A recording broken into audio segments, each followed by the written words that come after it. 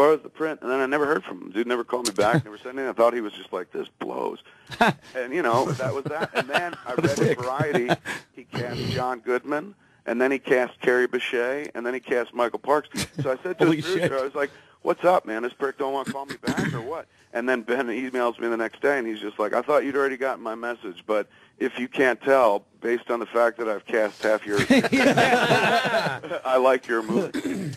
Hey, Kevin, you got to explain the marketing to Red State, because a lot of people confuse that it's not just coming out as a regular movie in all the theaters. Well, nothing about the movie's been conventional, Sure. So we just keep altering it. That's what's made it kind of fun for me and profitable. Like, basically, by staying away from all that traditional nonsense or marketing commercials, spending money on blah, blah, blah. We were in profit long before we started showing in theaters. So the movie right now is on, I took it around, remember, 15 cities back in March. We toured it that way, like a rolling road show. Then we came out on VOD last week, so everyone can literally watch it in their homes.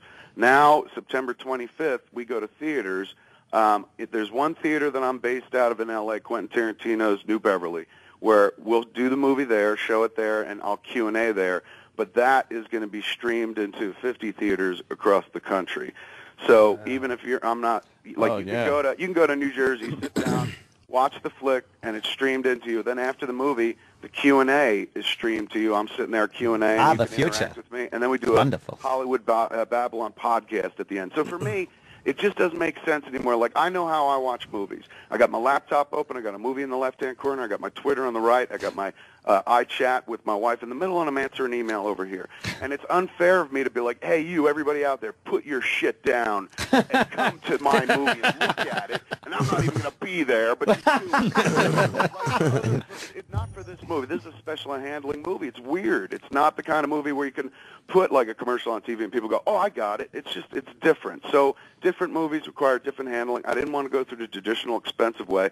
So I said to myself, look, I'm going to take it out, and I'm going to make it worth it. If I'm going to ask you to come out of your house, I'm going to stand there next to the movie. I'm going to keep delivering. So we did, like, 90 minutes of movie and then 2 hours of Q&A afterwards. Wow. And that was the model. Like Ed Now Wood. for this September 25th thing, same idea. We do 90 minutes of the movie, and we do, I think it's another 90 of Q&A and then podcast as well. Jeez. So for me, I'm like, if I'm going to ask you to leave your house, the comfort of your home, and sit down in a movie theater, we're going to make sure it's more than just the movie. If you want just the movie, you can watch it on VOD right now. So for me, it's about making it interesting. I love standing next to the movie. I'm proud of it. It's the first thing I've done in years where I'm like, fuck yeah, man, this is mine. Say something, bitch. I'll punch anyone in the face. Don't like it. So I'm happy to attend screenings with it. Every public screening exhibition of the movie while we were on the road, I was at. Like, I thought during the flick I'd go out back, smoke, or go on a bus, smoke weed while the movie was playing, but I never left. I sat there with the audience, and I'd tweet during it. I love the movie. It's gross how much I love the movie. So for me, the movie isn't just the movie. Like, anyone can make a movie. I like to make the theatrical experience more intense, like more satisfying. I may give you a reason to come out of your house and spend some bucks. So I keep packing it on. So I don't want the movie to simply go out to movie theaters without me. Like, if people just want to see it, that's why I said, fine, put it on VOD. That way they don't even have to leave their house. Yeah. Oh, that was, believe me. To a theater to see it, I'm going to be standing there right next to it or streamed in right afterwards because I believe in giving you bang for That's really the way I watch movies these days is just at home. Why the fuck? But what are the movies you leave the house for? The event pictures, something big, something worthwhile. Oh, the Sandra Bullocks and the... yeah, all those sweet movies. Pairs up with Ryan Reynolds, I put on my... I like any movie where the guy and the girl are standing back to back, looking over at their shoulders and going, ah, you. That'd be a great movie box poster for a movie about the Kennedys. Jackie and JFK, like, leaning back to back, looking at each other like, oh, you. He's dripping his head on her shoulder.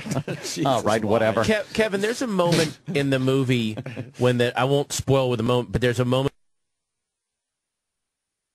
with John Goodman, and anyone that hasn't seen it, you'll know the moment when it starts. Yeah. That is when the stuff starts going down, him as the ATF agent does something that is so awkward and realistic that it amazes me that more people haven't put that in their movies before, because that is a thing that a guy in his position would consider and go, do you know what I'm talking about? I agree. In code, I absolutely yes, agree. You'll know when it starts happening, and you'll realize how kind of clumsy and fake a lot of movies that you might have liked up to this point that never address that aspect of being an ATF agent.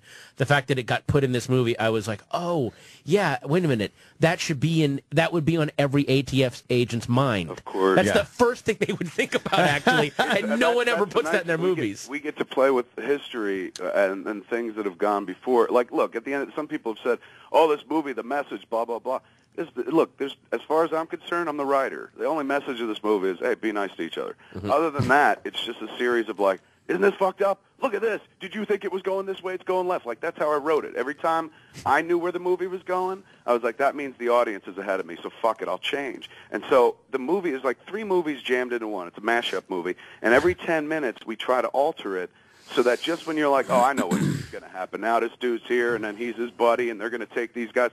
This dude's dead. Yeah, that's definitely happening. Oh, yeah. And the whole thing is designed to keep you off balance. It's to keep you just never let you get comfortable. As an audience member, the moment I'm ahead of the movie, I get comfortable. I think about other things. So I figured if I can just stay ahead of the audience every step of the way by throwing out lefts and rights and rope-a-doping them. For example, this doesn't spoil much, but at one point in the movie, you see the time writ large on the screen. The actual time of, like, I think it's 4:47, means nothing. Yeah. It has nothing to do with anything. But when it happens, you're like, oh, everybody remember that. It's very important because they wrote it big on the screen. It's like, no. But no, it never comes back. It's not used for mental patient. It's made to, like, thrown in there to get you off kilter so that we can throw a right without you seeing it coming. It's a rope-a-dope movie. You do a lot of stuff like, there's a very famous moment at the end of To Live and Die in L.A. that anyone in this movie was like, wait, what? But that happens every 10 minutes in Red State. We're like, wait, so I thought, oh, so that's not, oh, God, what, who is, there is that, there is no comfortable rut.